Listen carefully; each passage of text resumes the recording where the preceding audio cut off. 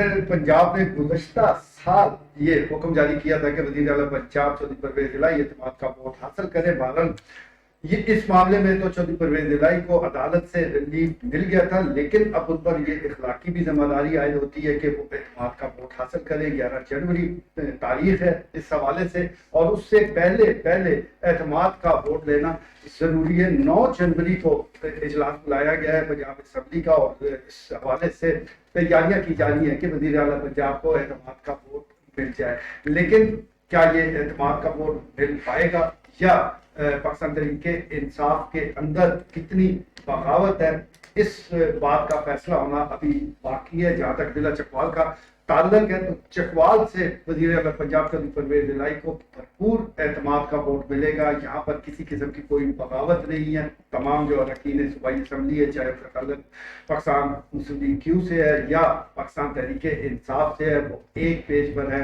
और वो वोट देने जा रहे हैं। लेकिन मजमूई सूरत क्या होगी, और खासतौर पर ये जो सारा मामला है जिसमें हुक्मरान अपने आप को सेव करने में लगे हैं, अपने आप को बचाने में लगे हैं, उन्हें अवाम का कोई ख्याल नहीं, गवर्नेंस किधर जा रही है, इस पर भी आज के लाइव स्टूडियो में हम गुफ्तगू करेंगे। और गुफ्तगू का आगाज करते हैं चेयरमैन प्रेस क्लब चीफ के साथी ख्वाजा बाबर सलीम से। ख्वाजा साहब, मामला किस तरफ जा रहे हैं, जरा तो ये बड़ी दिलचस्प और अजीबो गरीब सूरत हाल है। तो ये आप जिस तरह बता रहे हैं 9 जनवरी को ये एक, क्योंकि वो गवर्नर पंजाब उनको डिसमिस कर चुके हैं चौधरी परवेज़ इलाही को, कि वो उन्होंने जो बुध के रोज जो इजलास तलब किया था उसमें वो ना ये इजलास हुआ और ना ही परवेज़ इलाही एतमाद का वोट हासिल कर सके। तो लिहाजा उन्होंने ये तयन करते हुए कि भाई ये पंजाब असम्बली का एतमाद खो चुके हैं वज़ीर आला पंजाब, तो उन्होंने वज़ीर आला पंजाब को डी नोटिफाइड कर दिया था, जिस पर वो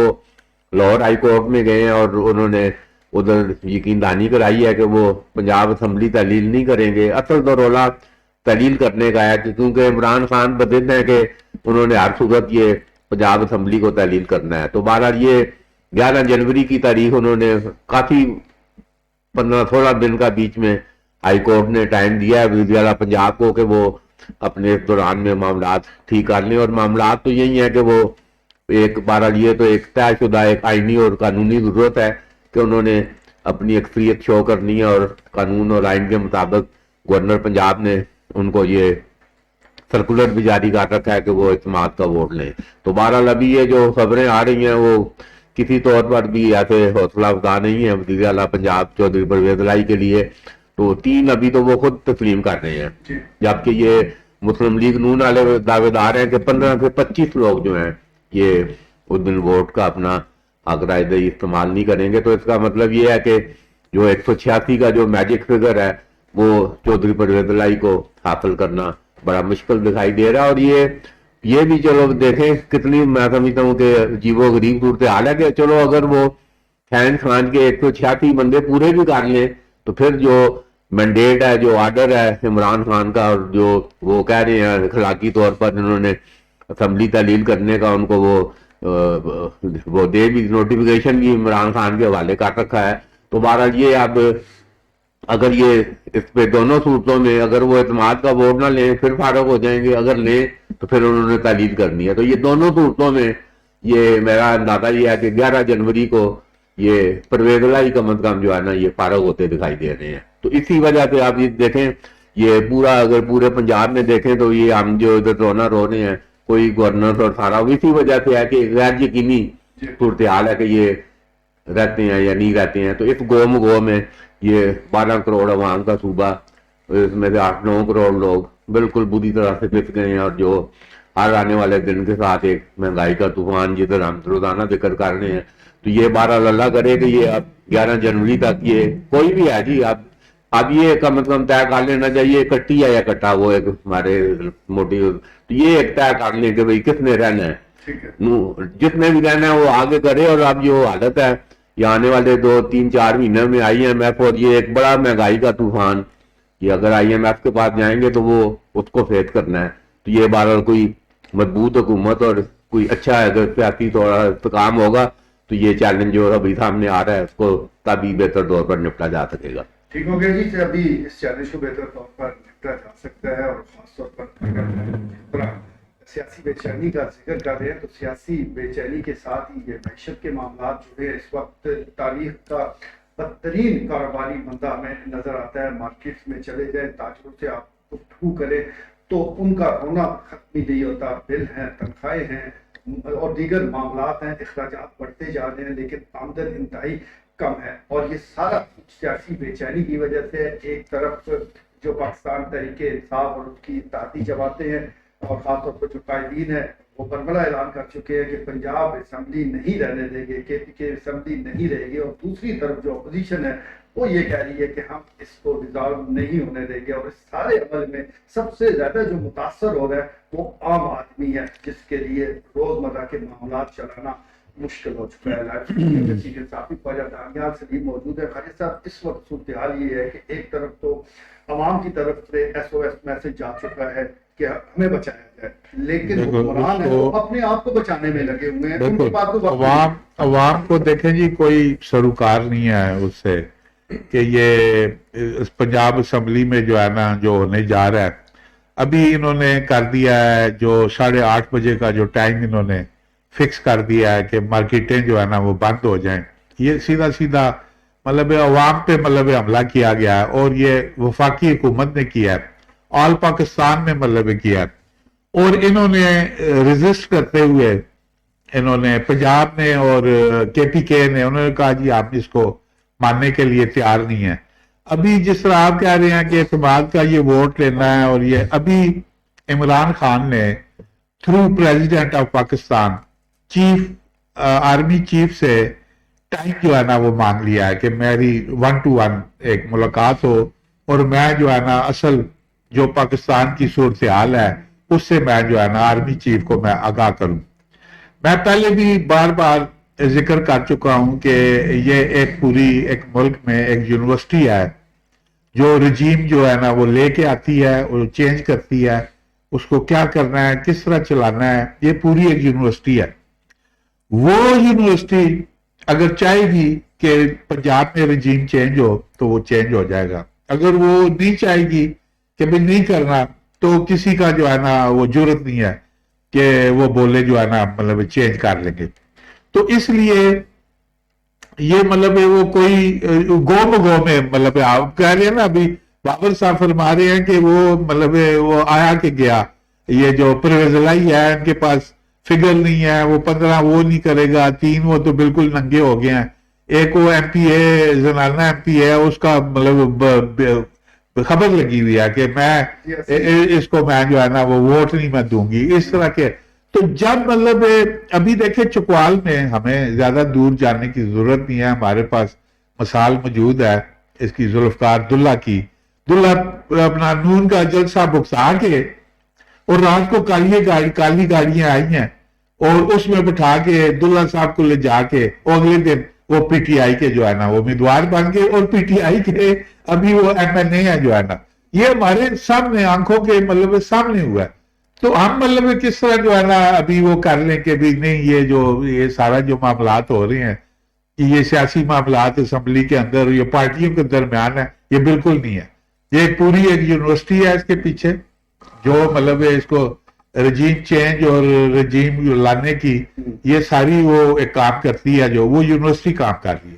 ٹھیک ہو گیا جی, یونیورسٹی کام کر رہی ہے اور اس کے جو اس یونیورسٹی کے وہ بھی جانتے ہیں کہ پاکستان میں جو سیاست ہے کس قسم کی کامیاب ہوتی ہے. اینٹی اسٹیبلشمنٹ سیاست خواہش ضرور ہوتی ہے کئی لیڈران کی, لیکن اس کو آگے بڑھانا اتنا آسان نہیں ہے. ہم نے دیکھا ہے کہ کئی لیڈران بڑے بلند دعوے کرتے ہوئے ایک قدم آگے بڑھاتے ہیں لیکن چند دنوں کے بعد ہی 2 قدم وہ پیچھے چلے جاتے ہیں. اس وقت بھی جو سیاسی بے چینی ہے, جو حالات ہیں وہ اسی طرف جا رہے ہیں. لائیو اسٹوڈیو میں سینئر صحافی راجہ افتخار احمد موجود ہے. راجہ صاحب کو ساری بحث مباحثہ اپنی جگہ رہ گیا, حکومت میں کوئی آئے جائے, کون سی سیاسی جماعت وہ مقبولیت پا رہی ہے, یہ معاملات اپنی طرف رہ گئے.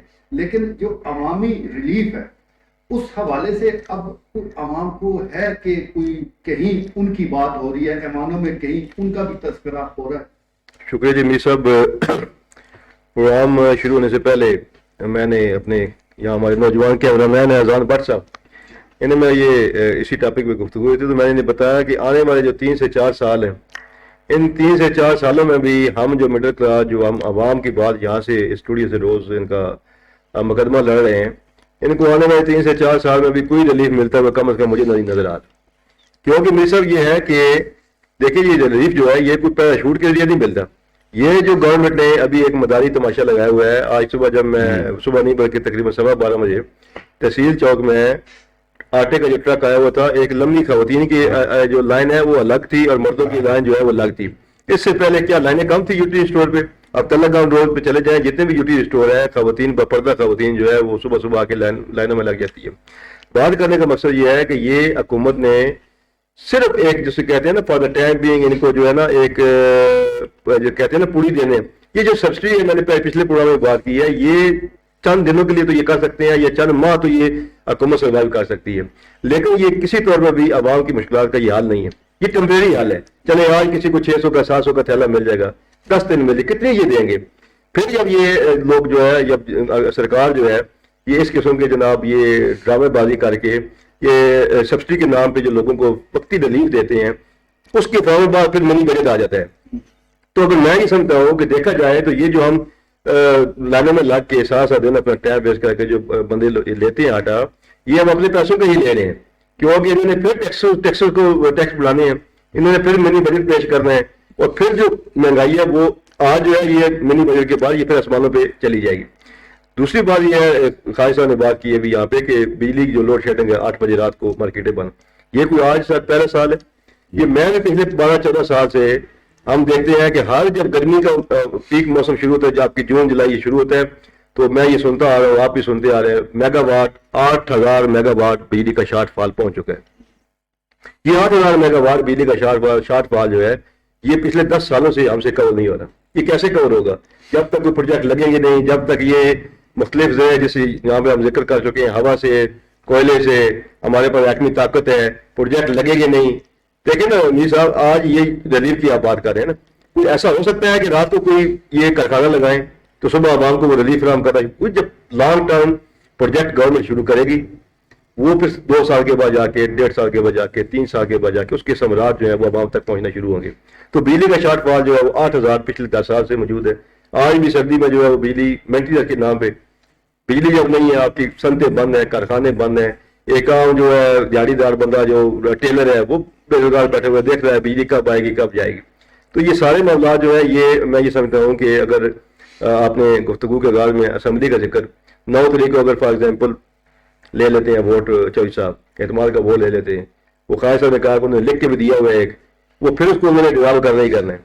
اس کا مطلب ہے کہ ایک اور آئینی بحران جو ہے ڈیزالو ہونے کے بعد جب بالکل آپ کا انتظامیہ کے اوپر چیک اینڈ بیلنس کو نہیں ہوگا، پھر عوام کا کون خیال کرے گا؟ یہ آپس میں جب دستوں کے رواں ہیں، اس کا حل ایک ہی نظر آ رہا ہے کہ اگر آنے والے دنوں میں آنے والے جو 6 سے 7 ماہ ہیں اس میں کوئی الیکشن ہو جائے اور کوئی ایسا بندہ بھی کوئی نظر نہیں آ رہا، وہ یہی ہے کہ کوئی فرشتہ آئے، کوئی ایسا بندہ آئے کہ جو یہ پالیسیاں بنائے، لانگ ٹرم پالیسیاں بنائے، اور پھر جا کے 3-4 سال کے بعد جو ہے وہ یہ ریلیف جو ہے یہ عوام کو. آخری بات آپ یہ دیکھیں آٹا، میں نے آج بھی صبح ایک جگہ پہ بیٹھے ہوئے تھے، میں نے کہا کہ پاکستان ایک ذاتی ملک ہے.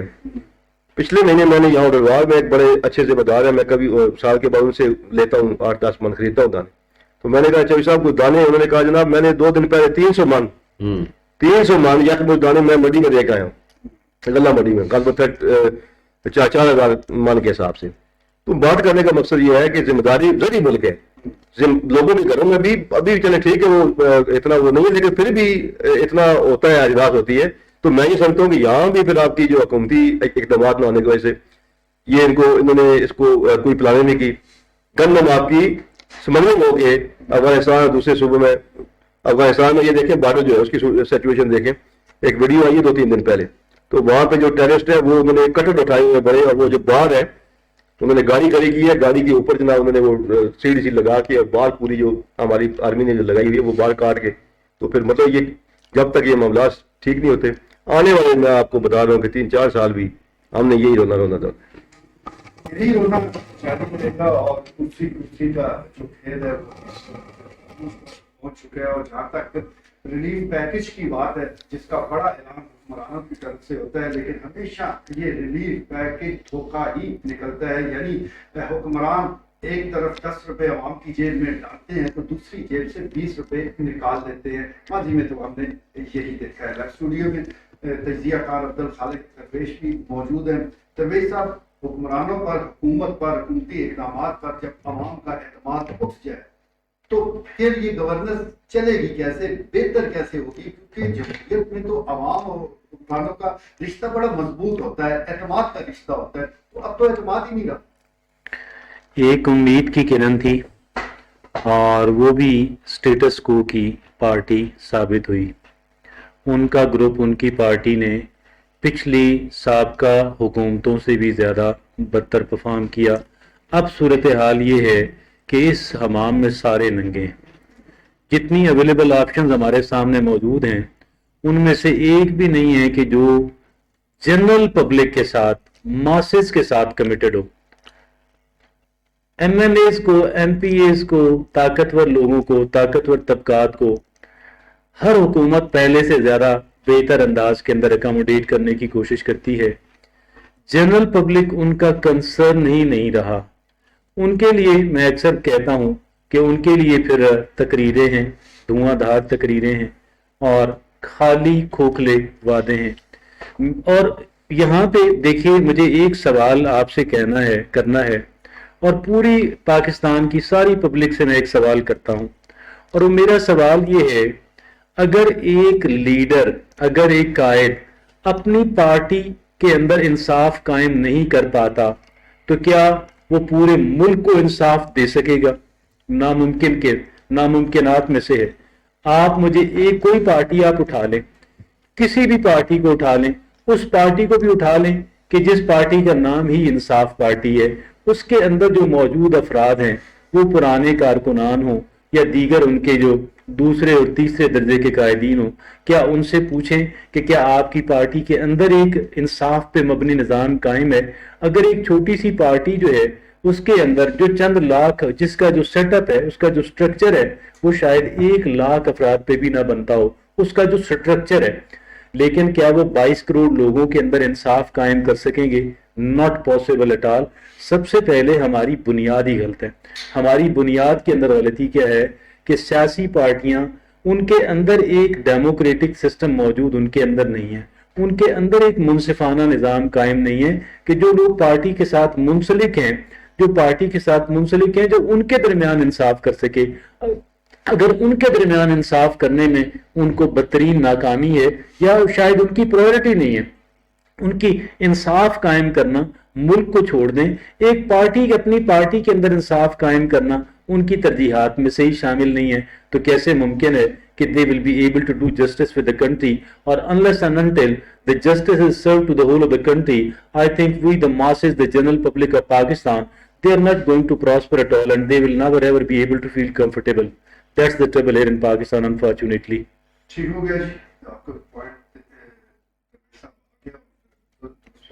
کہ جماعتوں میں، سیاسی جماعتوں میں ہی جمہوریت نہیں ہوگی تو ملک میں کیسے آ سکتی ہے؟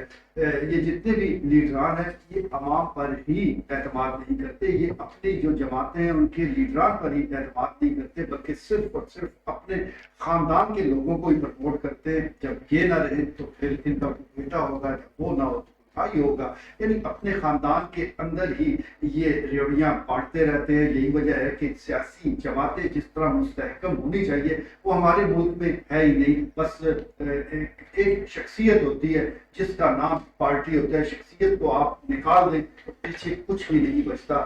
یہی صورتحال ہمارے ملک میں جمہوریت کی بھی ہے. جب تک سیاسی جماعتیں اسٹرانگ نہیں ہوں گی، مضبوط نہیں ہوں گی، جمہوری اقتدار کا تحفظ نہیں کرے گی تو ملک میں جمہوریت کا خواب دیکھنا بس خواب ہی رہے گا. صاحب، جب تحریک عدم اعتماد پیش کی گئی عمران خان کے خلاف تو اس وقت بھی چکوال سے کوئی بغاوت نہیں ہوئی، جو لوگ ساتھ تھے پارٹی کے ساتھ تھے.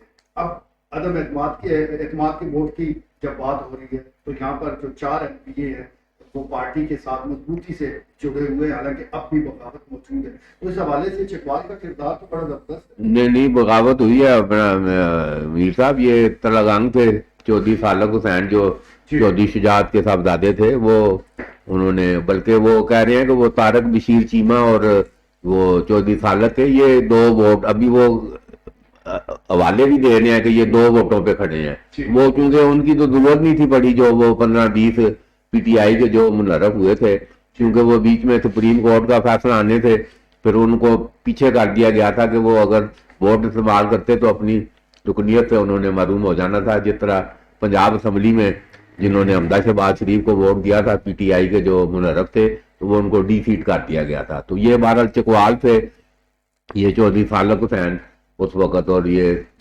طارق رشید چیمہ یہ مسلم لیگ کاف کے، تو یہ ایک وہ جو 176 کا میجک فگر ہے اس میں یہ 2 لوگ جو ہے نا یہ ان کا بڑا اہم کردار تھا۔ تو چکوال نے بہرحال اس تبدیلی میں یہ جو اوپر آپ بات کر رہے ہیں رجیم چینج یا جو طریقے عدم اعتماد آئینی طریقے سے سارا ہوا، ایک جو ایک طریقہ کار تھا اس میں، اور یہ ملک کی تاریخ میں پہلی بار ہوا ہے، اس بات پہ یہ ذرا کچھ لوگوں کو ہضم نہیں ہو رہا۔ بہرحال یہ ایک قطعی طور پر، حالانکہ وہ 58-2 بھی جب تھا تو صبح اٹھے ہیں تو پتہ لگا اسمبلیاں پورے ملک کی مطلب فارغ کر دی گئے ہیں، وہ بھی ادھر ہم نے قانون استعمال ہوتے ہوئے دیکھا۔ تو بہرحال اب یہ اس میں حصہ ڈالا تھا، تو یہ ابھی جو چکوال کے آپ پوزیشن بتا رہے ہیں تو اس میں راجہ یاسر سرفراز ہیں یہ جنہوں نے ابھی اعتماد کا ووٹ دینا ہے، اس میں عاطیہ امجد ہیں یہ مخصوص نشستوں پہ پی ٹی آئی کی یہ منتخب ہوئی نہیں۔ تو ابھی آپ نے ایک خاتون کا ذکر کیا لانیال نے کہ وہ انہوں نے بغاوت کی ہے، تو یہ مومنہ وحید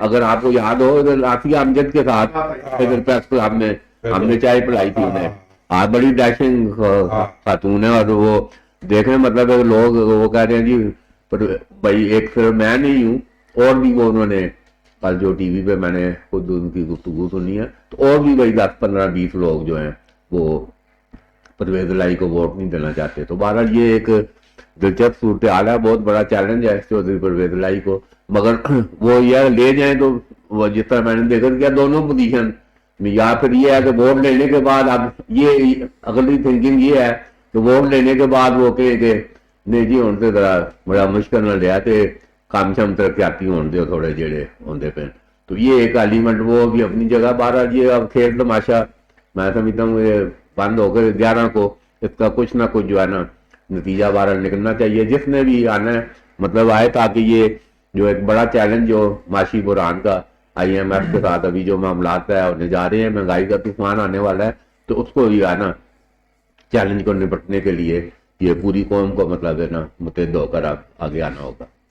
ٹھیک ہو گیا جی، پوری قوم کو متحد ہونا پڑے گا، اور جہاں تک سیاسی چیلنجز کا تعلق ہے وہ تو جاری ہے، لیکن آج بڑا ریلیف پاکستان تحریک انصاف کے چیئرمین عمران خان کو ضرور مل گیا، کیونکہ لاہور ہائی کورٹ نے الیکشن کمیشن کا پاکستان کو مزید کارروائی سے روک دیا ہے، اور یہ ایک بڑا ریلیف ہے۔ اس کے ساتھ ساتھ جے این ٹی جو کہ حملہ ہوا تھا خان صاحب پر، اس حوالے سے بھی رپورٹ سامنے آ رہی ہے۔ تو یہ جو ایک سیاسی اقدامات ہیں یہ اپنی جگہ جاری ہے، لیکن ملک میں ملکی جو معاملات ہیں وہ اس حوالے سے بھی بگڑتے جا رہے ہیں کہ آئے روز انکشافات ہو رہے ہیں، مختلف لیڈران وہ ایسی گفتگو کر رہے ہیں کہ عام آدمی کے لیے وہ باتیں ہضم کرنا مشکل تر ہوتا جا رہا ہے۔ اسی طرح مختلف کالم نگار جس طرح کے انکشافات کر رہے ہیں تو یہ سامنے آتا ہے کہ ملک میں ہوتا کیا رہا ہے، اور اتنے بڑے لیڈران اتنے بڑے لوگ وہ کس قسم کی گفتگو میں مصروف رہے ہیں۔ ایک طرف عوام ہے